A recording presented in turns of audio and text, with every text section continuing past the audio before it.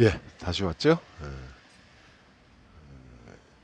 영상을 30분 이내로 만들려고 이렇게 노력을 하고 있습니다. 업로드하기 편하라고 뭐 얘기하다 보니까 잠깐 한눈판 모양이에요. 저 윤명님이 질문하신 거 시제.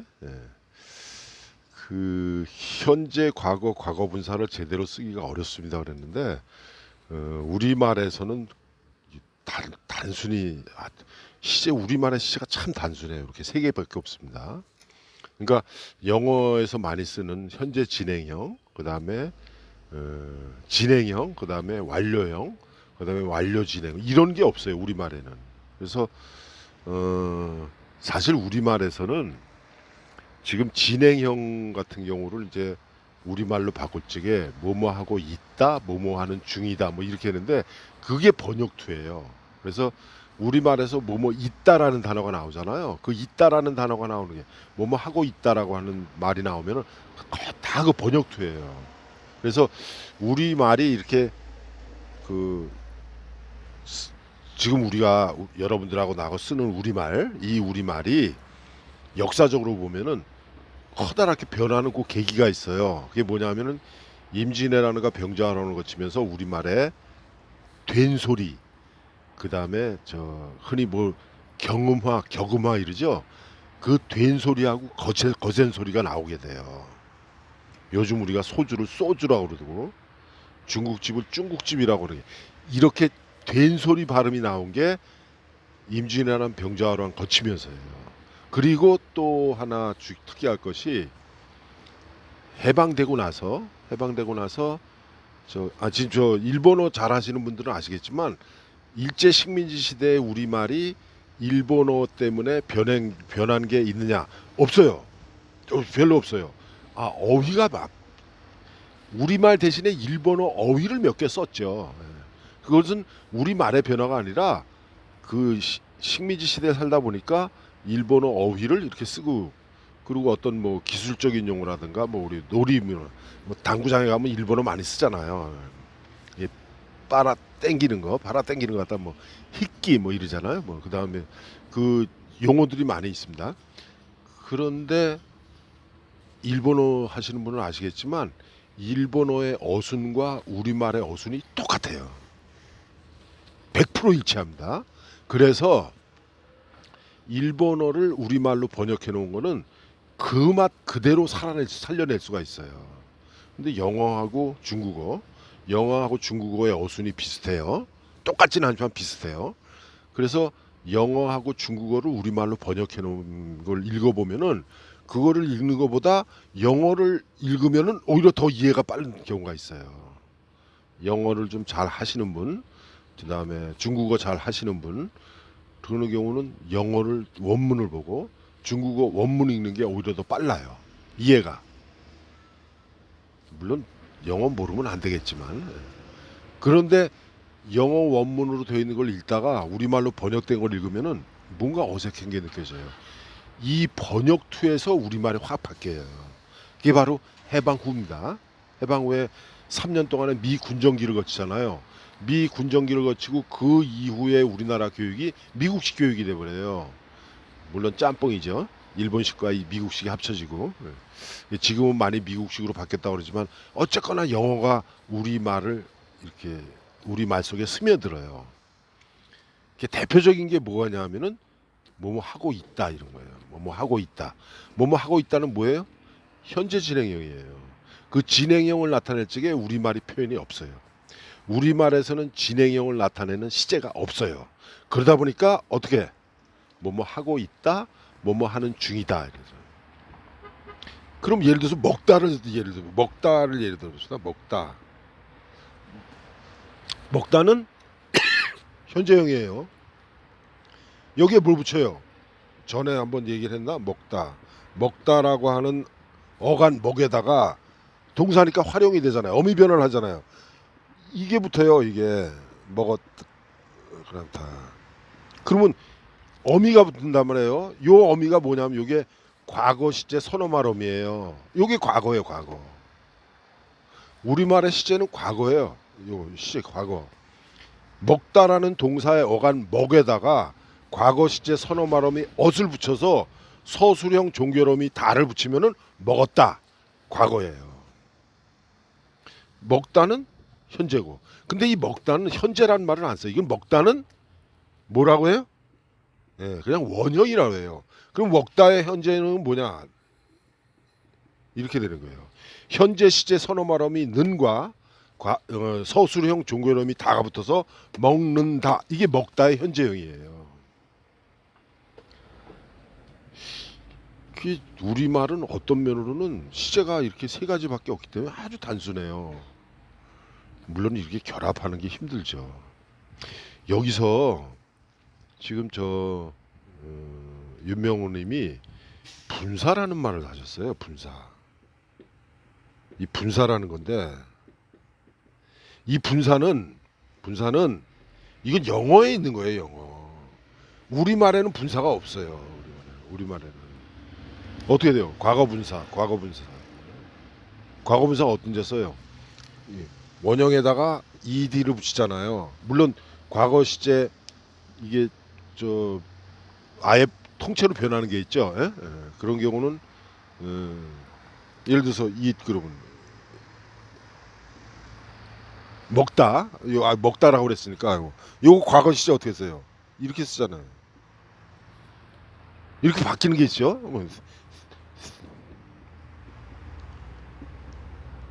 이걸 어떻게 돼요? 이거 어떻게 쓰나? 스펠링이 어떻게 되죠? 내가 가끔 스펠링이 막혀요. 어쨌거나 이게 원형이 ing가 아니고 이 뒤에 와서 o유로 바뀌잖아. 서트 할 때잖아요. 생각하다. think의 과거 시제. GHT? 아닌데? 이거 맞아요? 아닌 것 같은데? 근데 써놓고 때는 몰라요. 가르치다죠? 예. 어쨌거나 이렇게 우리말에서는 하나 가지고서는 다 쓰는데 영어에서는 과거 시제를 이렇게 ed를 붙인단 말이에요. 아니면 이렇게 아예 변하거나 하는데. 근데 여기 지금 과거 분사 이렇게 말씀하셨어요. 그런데 윤명님이 말씀하시는 과거 분사가 무엇을 말하는 것인지 감을 잡았어요. 뭐냐면은 바로 이거예요. 요거예요. 요거. 잘 들으세요. 먹었다에서 분석을 하면은 먹다라는 동사의 어간 먹에다가 과거 시제 선어 말음이 그리고 서술형 종결음이 다를 붙였어요. 근데 우리는 종종 이런 말을 써요. 먹었었다. 윤명님이 말하는 과거 분사가 요거예요. 요걸 지적하신 거야. 요걸 질문하신 거야. 이거 언제 쓰느냐? 이거 써도 되냐 이거죠. 예. 우리말에 이런 말 없습니다. 예. 즉 과거 시제 선어 말음이 어시 두 번 연속 나오는 거 없어요. 그런데 이거 왜 이렇게 쓰느냐? 많은 사람들이 이렇게 써요. 왜 이렇게 쓰느냐? 중학교, 고등학교 다니면서 영어 선생님이 그렇게 가르쳐 줬어요. 왜? 우리말에 없는 과거 시제, 우리말에는 있지만 과거 시제에다가 여기에 완료 시제를 했으니까 우리 영어 공부하면서 배웠죠? have 플러스 pp 뭐 이렇게 배웠어요. 이거에다가 과거 분사 써야 되니까 우리말에는 이게 없단 말이에요. 그러니까 단순 과거하고 과거 완료하고 영어 선생으로서 학생들에게 구분할 수 있게 가르쳐줘야 돼요. 그랬을 적에 먹다에다가 먹었다 과거지. 그럼 먹었다 이렇게 의미를 전달하려고 이걸 하나 더 붙인 거예요. 근데 제가 학생들한테 영어 가르치면서 나도 그렇게 했어요. 나도. 그래서 영어 교사들이 중학생, 고등학생들한테 과거 분사를 얘기할 적에 과거 완료형을 강의할 적에 필요에 의해서 학생들 이해를 돕기 위해서 붙여쓰기 시작한 게 이게 교실 밖으로 나와가지고 우리들의 실생활에도 그렇게 돼버렸어요. 그래서 영어 번역투의 가장 큰 이게 흔적이 남아 있는 게 이런 거예요. 이런 거예요.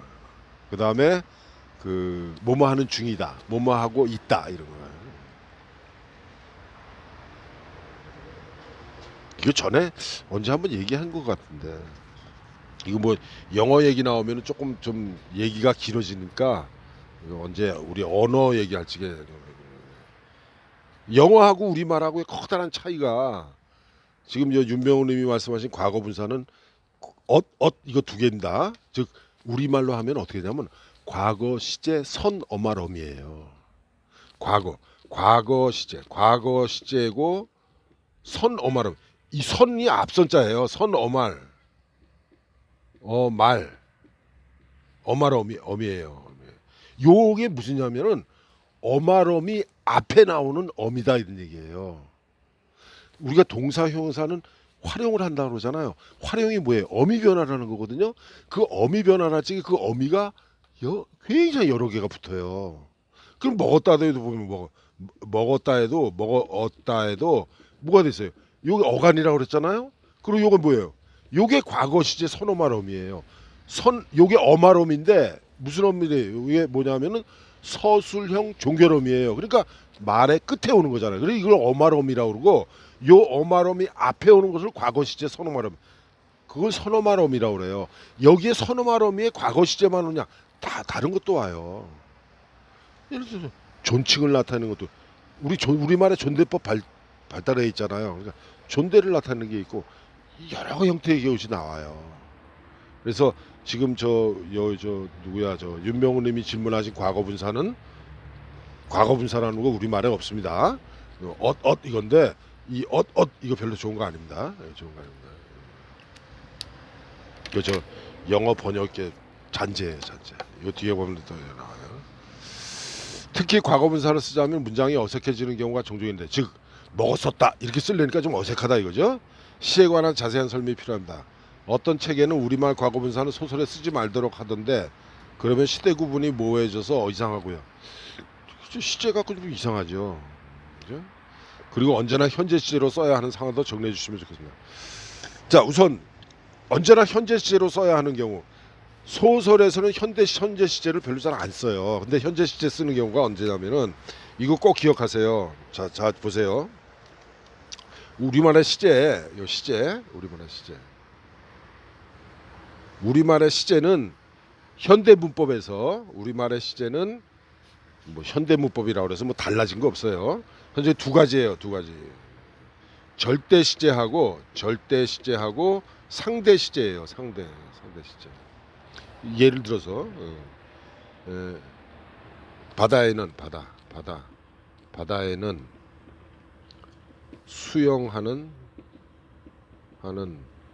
사람들로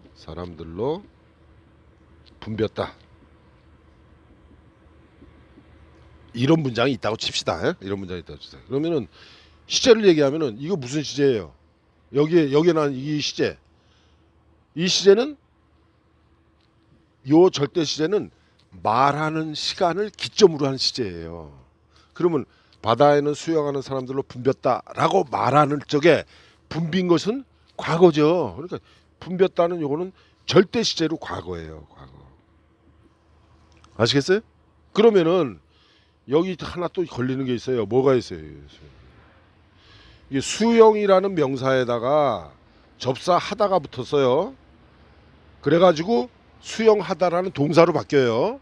그런 다음에 다시 수영하까지가 어간이 돼서 어미 변화를 해요. 여기에 현재 시제 어미가 딱 붙은 거예요. 현재 시제를 나타내는 요거는 뭐냐면은 현재 시제 관형형 어미예요. 오늘 뭐 문법 얘기를 많이 하게 되네. 여기 느는 아까 느는 현재 시제 선어말 어미 뭐 이랬죠. 요때 느는 현재 시제 관형형 어미예요. 뭐 왜 이게 관형형아? 요 수영하느니 요 사람을 꾸미기 때문에 요렇게 꾸며주기 때문에 요 관형어예요. 그래서 수영하느는 현재 시제 관형형 어미예요. 요게 뭐다? 현재 시제예요. 현재 시제라고 그러면 그러면은 수영하는에서 이 하느는 현재냐 과거냐, 요거를 현재라고 이야기하는 것은 뭐를 분빌 그 당시에 요걸 기점으로 해서 상대적으로 요거 현재였다 이런 얘기예요. 무슨 얘기인지 아시겠죠? 다시 바다에는 수영하는 사람들로 붐볐다 해서 붐볐다는 과거 시제다.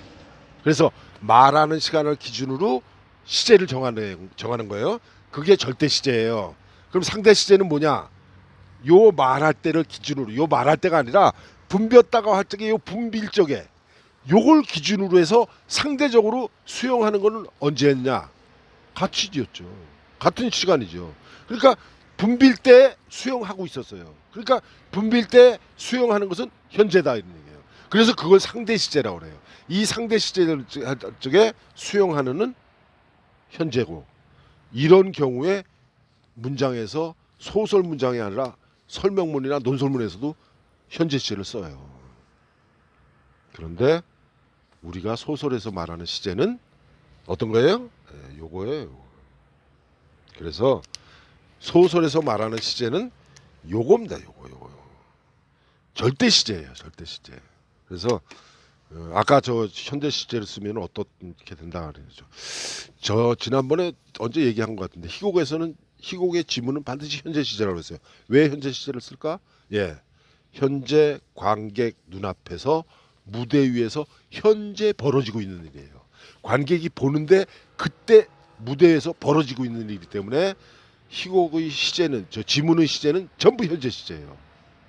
뭐 대화 다리에 가로도 있고, 이놈아 가로 열고 웃으며, 이놈아 웃으며, 그 웃으며라고 하는 것을 배우가 연기를 해야 돼요. 그 다음에 그 말이 딱 끝날 때게 이때 불이 꺼지며 뭐가 나온다, 누가 등장한다. 그러면은 무대에 불이 꺼지고 그때 어느 배우가 나와야 돼요. 그 상황을 관객들의 눈앞에서 현재 벌어지고 있는 것이기 때문에 희곡에서는 지문은 반드시 현재 시제를 써요. 요걸 그대로 소설에 옮겨놓으면 어떻게 될까?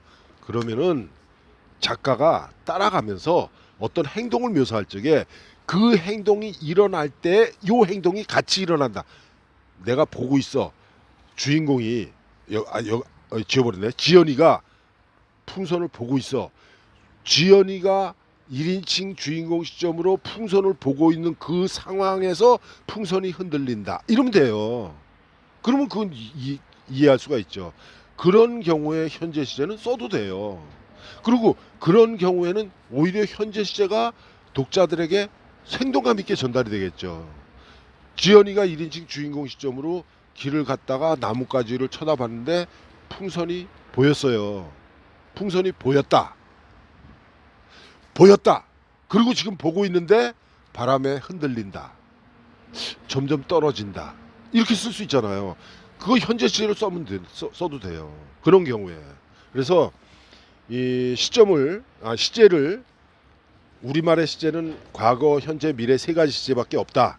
그런데 소설에서는 과거 시제를 많이 써요. 현재 시제만 쓰면 깊이가 없어지긴단 말이에요. 깊이가 없어져요. 그러면 현재 시제는 언제 써주냐? 지금 얘기한 요럴 때, 즉 상대적으로 현재일 때.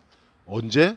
지연이가 지금 현재 보고 있는 상황에서 지연이 눈에 비친 모습을 표현할 때, 그때는 현재 시제를 써주는 게 좋죠. 그런데 지금 이 풍선이라는 글 속에는 그게 헷갈리고 있어요. 그래서 지금 여기 저 윤명우님의 이런 질문이 나오게 되는 겁니다. 그 다음에 호칭. 3인칭 주인공이나 관찰자 시점을 쓸 때 주인공과 관계되는 가족을 지칭할 때 꼭 그녀의 누구라는 걸 밝혀야 하나요? 야, 요거 봅시다. 요거 좀 비춰주시겠어요? 여기. 요거는 좀 보시고, 요거 저기 저 윤명우님이 질문하신 거를 설명하려면은 요걸 봐야 돼요. 여기 보세요. 네. 예를 들자면 이런 거야. 늦게야 돌아온 그녀의 아버지는 그녀에게 공납금을 주지 않았다. 이미 그녀의 어머니에게 모든 재산을 넘겨주었고 당신은 능력도 책임도 없다는 말로 매정하게 그녀를 돌려보냈다. 이런 거거든요. 그럼 여기에서 지금 잘못된 게 뭐냐면 여기 당신이란 단어예요. 이 당신이란 단어는 그녀의 입장에서 아버지를 당신이라고 부르는 거예요. 서술자 입장에서 이 아버지를, 그녀의 아버지를 당신이라고 부르면 안 돼요. 요 당신은 존칭이죠. 여기서는 2인칭이 아닙니다. 존칭입니다. 즉 늦게야 돌아온 그녀의 아버지는, 여기서 그녀의 아버지는 한 번만 써주면 돼요. 이게 만약에 3인칭 관찰자 시점 이쪽에 공납금을 주지 않았다. 이미 이때 그녀의 빼도 돼요. 그녀의 어머니에게 모든 재산을 넘겨주었고 그는 능력도 책임도 없다는 말로 매정하게 그녀를 돌려보냈다. 이러면 돼요. 그럼 여기서 다시 여기에 지금 괄호 열고 엇을 썼어요. 요 엇을 지금 여기 저 윤병우님은 과거분사로 생각하시고 저한테 질문하신 거예요. 과거분사가 아니고 엇은 한 번만 있으면 됩니다. 그거 기억하시고 그다음 요거 문장 다시 보면은 3인칭 관찰사 시점으로 볼 적에 늦게야 돌아온 그녀의 아버지는 에서 그녀의는 요거 살려요. 요거에서 요 그녀의 살려요. 그녀의 아버지는 아이고 그녀에게 공납금을 주지 않았다. 이미 어머니에게 모든 재산을 넘겨주었고 당신은 능력도 책임도 없다는 말로 매정하게 그녀를 돌려보냈다. 여기에서 그녀를 빼도 되는데 빼지 않을 경우에 이게 인물이 복잡할 경우에 여기서 그녀의 아버지가 그냥 어머니에게를 말하면은 아버지의 어머니가 오해하는 경우가 있어요. 이런 경우에는 밝혀서 적어주는 게 좋겠죠. 그래서 요 문장 호칭과 관련돼서 얘기를 했습니다. 호칭 다시 한번 얘기하면은 3인칭 관찰자나 3인칭 전지적 작가 시점인 경우에는 호칭이 3인칭의 입장에서 호칭이 나와야 돼요. 1인칭인 경우에는 1인칭의 입장에서 호칭이 나와야 되고. 그죠? 예. 그러니까 소설 속에 아버지 어머니라는 말이 나오잖아요. 대부분 1인칭이에요. 예. 만약에 3인칭으로 쓴다면은 3인칭 전지적 작가 시점인 경우에는 1인칭으로 들어가고 3인칭으로 들어가고 막 이렇게 이게 혼합이 되죠. 혼합이 되다 보면 뭐 아버지 어머니라는 말이 나올 수 있겠지만 3인칭 관찰자, 흔히 얘기해서 작가 관찰자 시점으로 쓸 적에는 그런 말 안 나와요. 그거 조심하도록 하세요. 그래서 지금 요 질문이 답이 되는지 모르겠어요. 여기 저 뒤에 가면 또 이 질문이 또 나옵니다. 그때 가서 보충 설명 또 하도록 하겠습니다. 자, 이제 수강생들 거 한번 봅시다. 설명을 많이 했으니까 수강생들 거는 간단하게. 김상범님이 이런 얘기 하셨어요.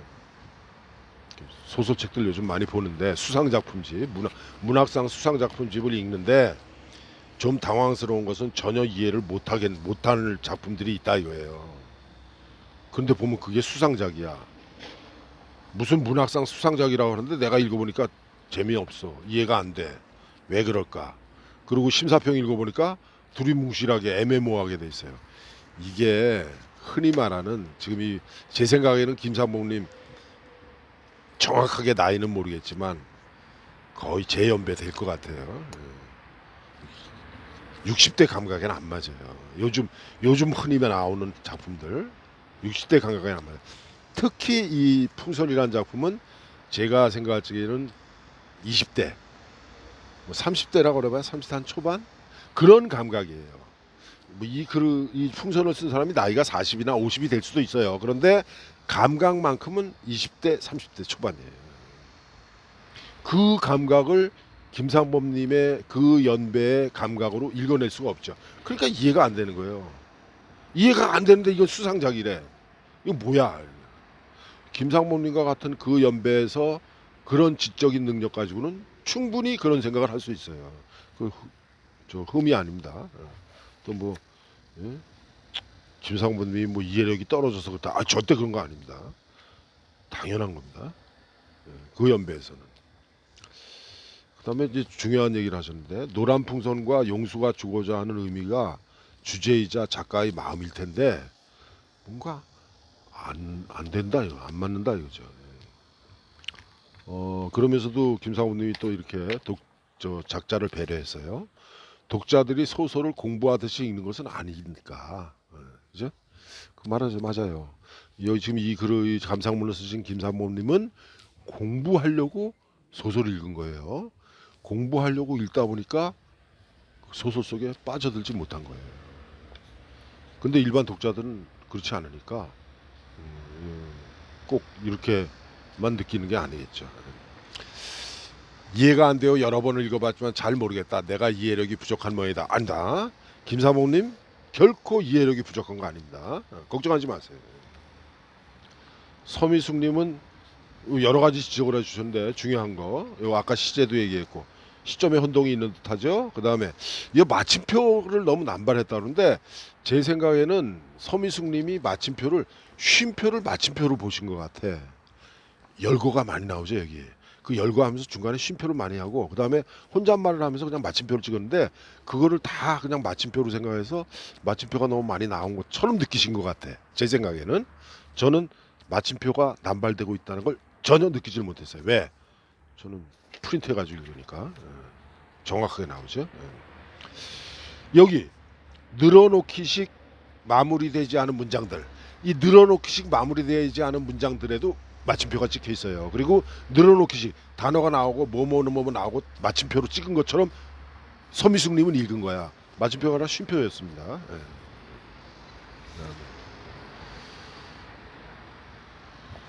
그 소재들을 가지고 주제를 향한 문장으로 만드는 과정이 제대로 이루어지지 않았다. 여기 지금 서미숙님도 이게 뭐라고 했냐면은 늘어놓기식의 마무리되지 않은 문장들은 머릿속에 상황이 그려지는 것을 방해한다. 글을 쓰기 위해 모아놓은 소재들을 열거하는 기분이다는 얘기예요. 그 소재들을 가지고 주제를 향한 문장으로 만드는 과정이 있어야 된다 이런 얘기죠. 예, 맞는 말입니다. 근데 1인칭 관찰자가 1인칭 주인공이 넋두리 하듯이 자기 속 생각을 그냥 서술해 버리니까 지금 이런 서미숙님과 같은 비평이 나올 수가 있어요. 현재형과 과거형이 섞어 사용됐죠. 그게 막 한 문장에 그게 막 나와 그러니까 힘들어요. 제목을 풍선으로 하고 싶을 땐 노란 풍선이어야 하지 않을까 싶다. 노란 풍선. 이미지가 좀 떠오르죠. 그럴듯해요. 아주 중요한 말씀하셨어요. 이게 바로 이 풍선이란 작품은 일반 독자가 읽었을 때 느낌하고 우리 11명 작자는 빼고 11명이 읽었을 때 느낌하고 달라요. 전혀 달라요. 왜 그럴까? 여기 나와요. 거리를 걸을 때 주변 건물의 위에 풍경을 눈에 담아가며 걷는 스타일이다. 은행 열매가 널브러진 거리를 걸을 때 밟지 않으려고 바닥에 깔린 은행 열매만 보며 지나간 경험이 있다. 그러다 보면 발에 밟힐까 신경 쓰느라 다 지나와도 기분이 찝찝하고 풍경과 예쁜 건물을 볼 기회를 놓쳐 아쉬움에 뒤돌아보기도 한다. 이 글이 나에게 딱 그런 기분이었다. 예, 공부하려고 읽으셨으니까 서미숙님은. 그러니까 이 글을 공부하려고 읽다 보니까 길거면서 거리, 하늘, 나무의 아름다움, 풍경의 뭐 좀 멋짐 이런 거 모르고 그냥 세세하게 뭐 발에 밟힐까봐 그것만 본 거야. 이게 맞는 말일까? 그거 따지면서 읽으니까 이 글의 아름다움을 느끼지 못하고 그냥 끝나버린 거죠. 그런 아쉬움이 있어서 이 강의를 하다 보면 그런 경우가 많이 있어요. 또 빨리 끊으라 그러네요. 조금만 더 하면 되는데. 다시 하겠습니다.